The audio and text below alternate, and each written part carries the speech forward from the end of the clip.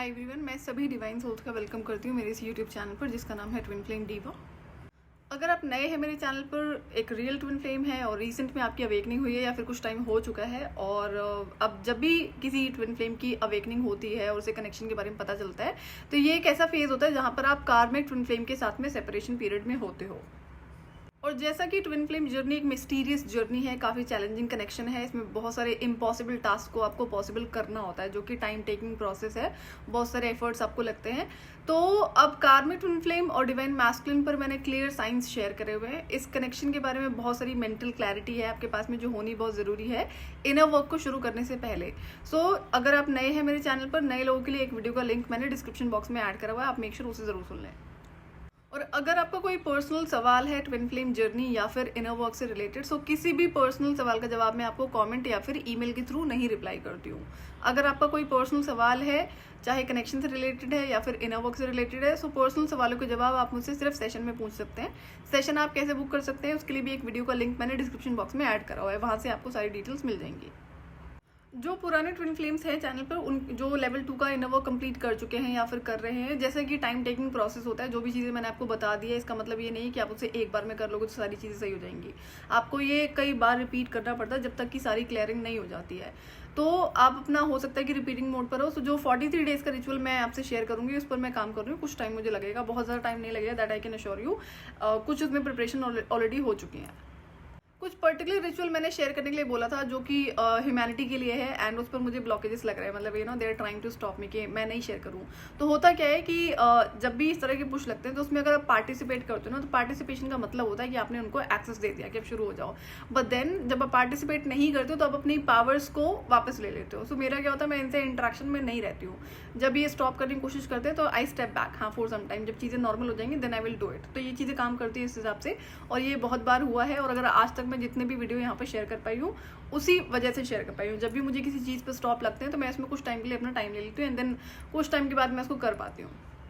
चाहे कार्मिक्स हो या फिर जो डार्क फोर्सेस होती हैं, वो कुछ पर्टिकुलर एनर्जीज ही होती हैं अच्छे लोगों की और रियल ट्विन फ्लेम्स की, जिस पर ये थ्राइव करते हैं। इस पर मैं सेपरेट वीडियो शेयर करती हूँ। वैसे मैं बहुत सारी गाइडेंस शेयर कर चुकी हूँ, बट स्टिल एक सेपरेट वीडियो रहेगा तो आपको ज़्यादा अच्छे से समझ में आएगा। तो उसमें जब आप पार्टिसिपेट नहीं करते हो या कुछ और चीज़ें उसके ऑपोजिट करते हो, तब आप इसको थोड़ा आसानी से आगे बढ़ पाते हो। जैसे कि जो इनिशियल फेज होता है इनर वर्क या जो मिड लेवल है, फाइनल तक आपको चैलेंजेस आते हैं, मैंने कभी डिनाई नहीं करा इस चीज़ को। बट देन ये पता है कि ये तरीके होते हैं जो आपको अपनाने होते हैं, और इसमें जो आपका कॉन्शियस डिसीजन है वो सबसे ज़्यादा हेल्प करता है। जब भी आप अपना इनर वर्क शुरू करते हो तो वहां पर आपको गाइडेंस दी जाती है कि आपको जो फोकस है बाहरी दुनिया से उठाकर आपको अपने इनर वर्ल्ड पर शिफ्ट करना है।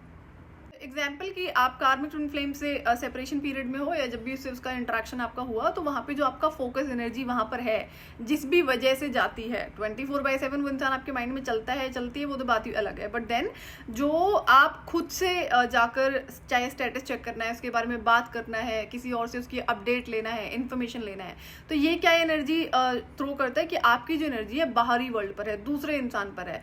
तो उस एनर्जी पर आपको कंट्रोल लगाना होता है, उसे अपनी अंदर की दुनिया की तरफ शिफ्ट करना होता है। That is called your inner world. अब जो इनर वर्ल्ड है वो पेड़ जैसे होता है, पेड़ की जड़ का काम करता है, वो जड़ ही होता है इनर वर्ल्ड आपका, रूट जिसे कहते हैं। तो अगर रूट्स एक इंसान की लाइफ की कमजोर होंगी तो बहुत जल्दी वो बिखर जाएगा और बिखर जाएगी। अगर किसी पेड़ की जड़ कमजोर होगी तो पेड़ बहुत जल्दी गिर जाएगा। इसी तरह से चाहे आपकी पर्सनल लाइफ हो, आपका प्रोफेशनल लाइफ हो, आपकी चाहे बिजनेस है, जॉब है, या कोई और जो आपकी लाइफ है, इंक्लूडिंग योर स्पिरिचुअल लाइफ, तो अगर रूट्स आपके स्ट्रॉन्ग नहीं हैं तो आप बहुत जल्दी बिखरते हुए ही नजर आएंगे। बहुत सारे लोगों की लाइफ भी इसमें एंड हो जाती है। जब भी बात इनर वर्ल्ड की होती है तो इसमें आपके कार्मिक पैटर्न्स, कार्मिक साइकिल्स और बाकी जो भी चीज़ें मैंने आपको बताई हैं वो सारे आपको लर्न करने पड़ते हैं, उस पर काम करना पड़ता है।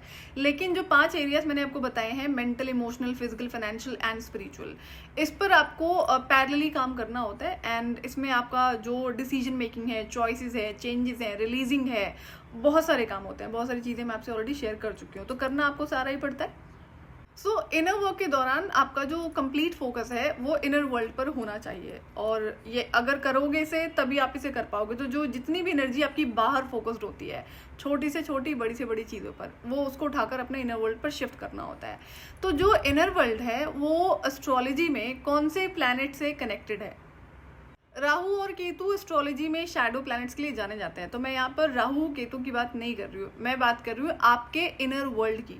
सो जो आपका इनर वर्ल्ड है वो एस्ट्रोलॉजी में राहु केतु को छोड़ के और कौन सा ऐसा प्लैनेट है जिससे कनेक्टेड है।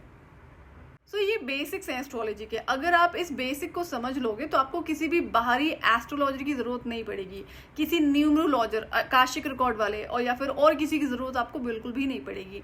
आप अपनी हेल्प बहुत आसानी से कर सकते हो। बर्थ चार्ट को भी देखने की जरूरत नहीं पड़ती है अगर इस तरह से आप एस्ट्रोलॉजी को समझना शुरू कर दोगे तो।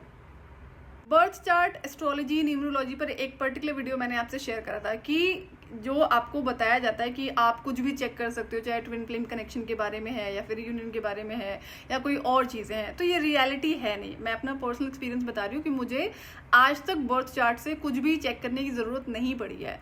जैसे जब मेरी वो 10 साल की स्पेशल जर्नी थी, 10 साल की जर्नी में जैसा कि कई सारे एस्ट्रोलॉजर्स मेरे पाथ पर प्लेस करे गए थे, जिसमें मल्टीपल तांत्रिक्स भी थे।